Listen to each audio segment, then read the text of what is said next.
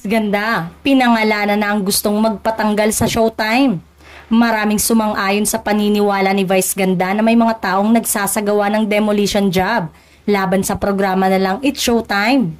Naniniwala ang TV host comedian na may gustong sumabotahe para pabagsakin ang kapamilya noontime show na It's Showtime. Sunod-sunod kasi ang mga naglalabasang kanigahan at malilisyosong balita laban sa kapamilya at kapuso noontime show at sa ilang host nito.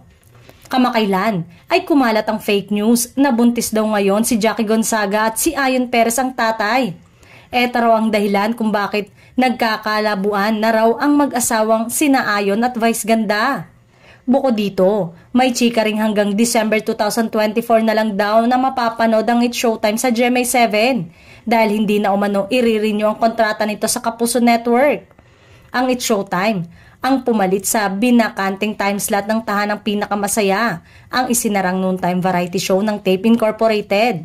Dahil sa hindi matapos-tapos na issue sa kanilang programa at mga host, minarapat ni Vice na magsalita tungkol dito. Malakas ang pakiramdam niyang gawa-gawa ng trolls ang mga issue sa kanila para sila ay siraan at unti-unting pabagsakin. Pero hindi naman natin sasabihin kung kanino nang gagaling yon. Pero kilala namin. We just have to deal with it and we just have to keep on going.